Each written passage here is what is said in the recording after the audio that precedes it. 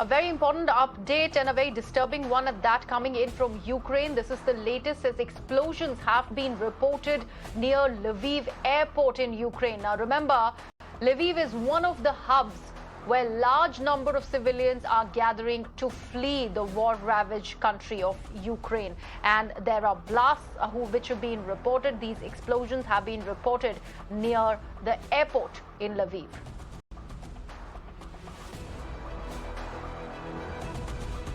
My colleague Jonathan Gilbert, who has been bringing us all the developments that are happening from Ukraine, he is currently on ground in Lviv. Jonathan, where has this explosion really taken place and what is the cause? Can you just give us more details? Have you picked in any details of these blasts that have been reported from Lviv? Well, we heard the air raid sirens about an hour ago. This generally means that there are munitions in the air, although not necessarily close to here. I mean, these sirens often go off when something's being destroyed 50 miles away, but that wasn't the case here. Yes, the airport has been struck. The airport is obviously a military target. There's still no suggestion that civilians are being targeted here, but it is very close indeed. This is by far and away the closest strike to this massive city of Lviv since the war started. It's only about 6 kilometers away. Now, if this has anything in common with previous strikes in the area, there were 2 other airfields hit about a week ago, north and south of Lviv.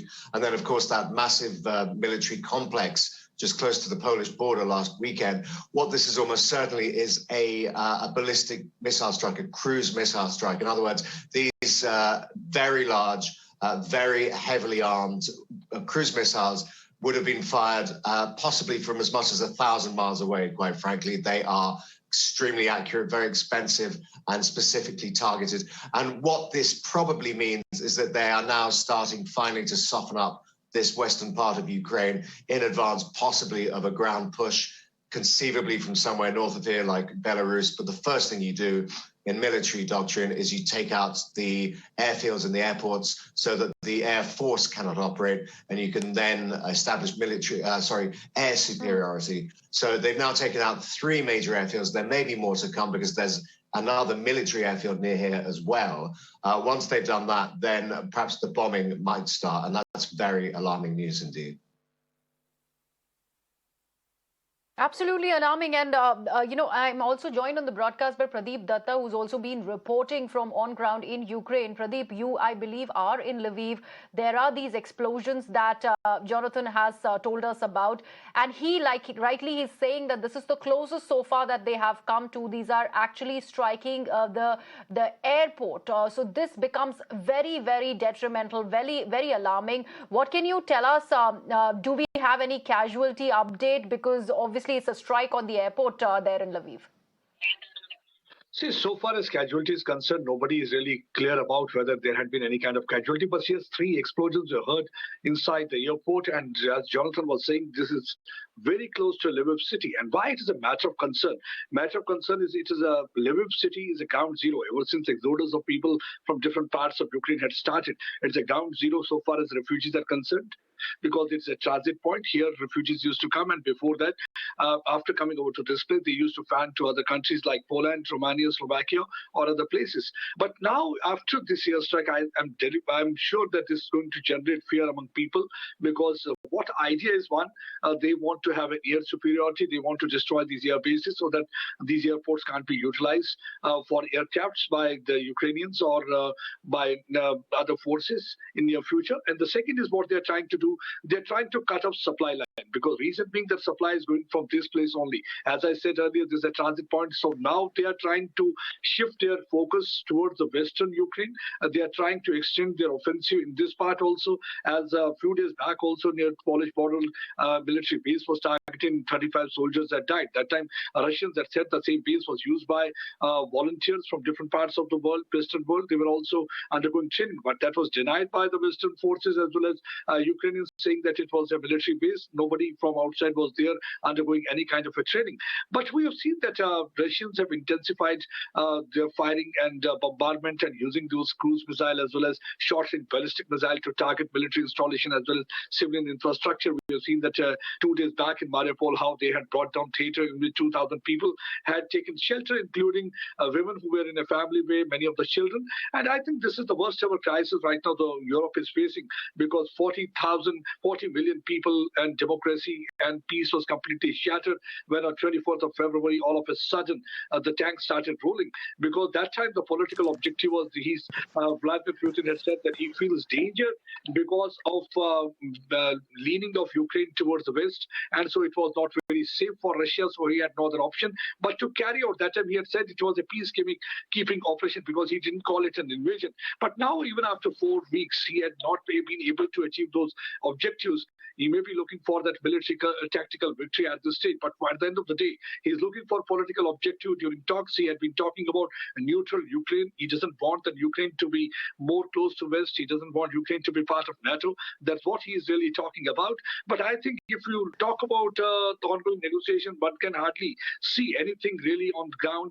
They might be saying that we are really trying to achieve something through talks, but it seems to be like Russia is buying time, using it as a smokescreen, only to regroup and gather their forces to further strike with more ferocity and generate fear. But yes, it's really a matter of concern because Lviv, being a ground zero so far as refugees are concerned, most of the people are putting up here. Relief and rehabilitation work is going on here, and it is like a main road that leads to other places from where supply line is going. So it is definitely, if the problem is Absolutely. going to escalate, So, Jonathan, what really happens to the people who are trying to actually get themselves out of Ukraine there? Because, like Pradeep rightly mentioned, this is the hub from where more and more people in Ukraine were assembling to actually get out of the country. What happens to that humanitarian corridor that they themselves had set up in a bid to actually flee Ukraine after this particular explosion? How do things really work on ground now?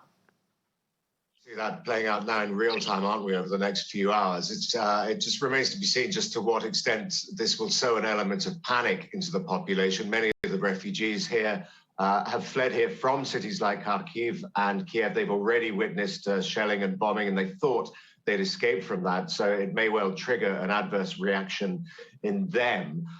It is a military target. Like I say, it's 6 kilometers out of town, so presumably no civilians are likely to have suffered in that attack. But I say two things may happen now. Firstly, there will be a wave of panic, and this may trigger further exodus, because a lot of the people here in Lviv are kind of kicking their heels, biding their time, wondering if they can get back home or whether they should continue their emigration to Poland. This might now kick off another exodus of refugees from Lviv westwards to Poland.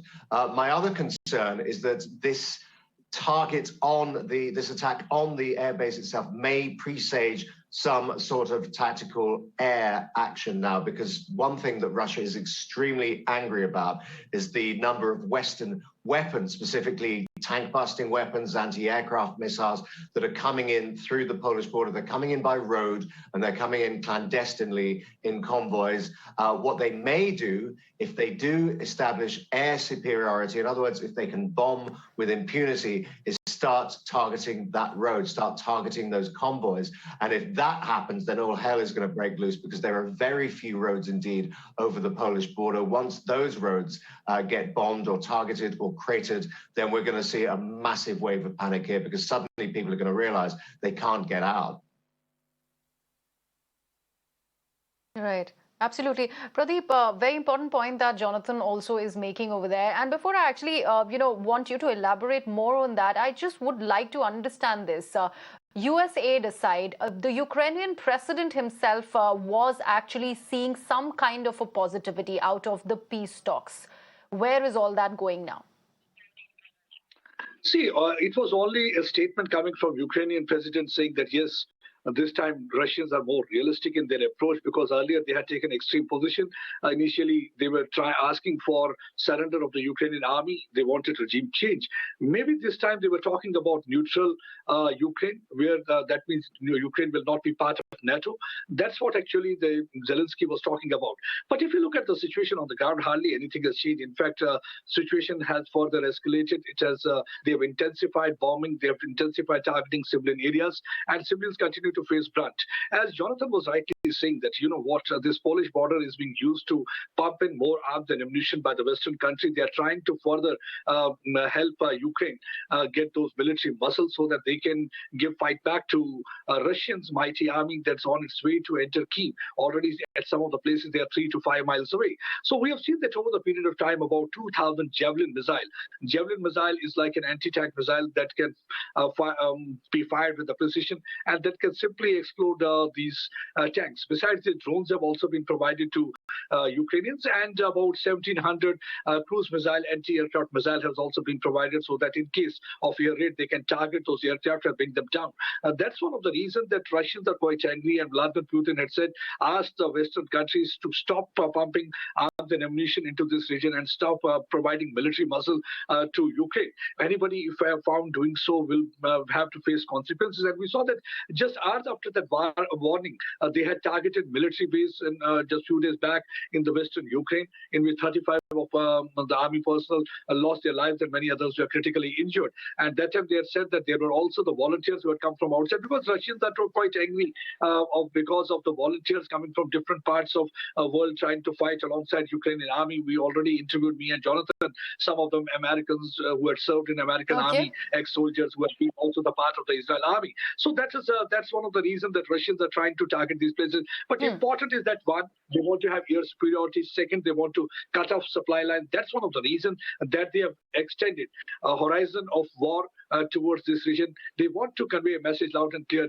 that no part is safe in Ukraine. And that's one of the reasons that Antony Blinken, the Secretary of State of the United States, has also said that he is also not skeptical about negotiation and engagement between two countries. He feels that, in fact, Russia should be tried for the war crimes they have committed. So far, International Court of Justice has also pronounced verdict in this regard. But how to enforce Russia from stopping and halting their operations? Yes, Russia is not really adhering to any of those warnings, is what we are seeing on ground.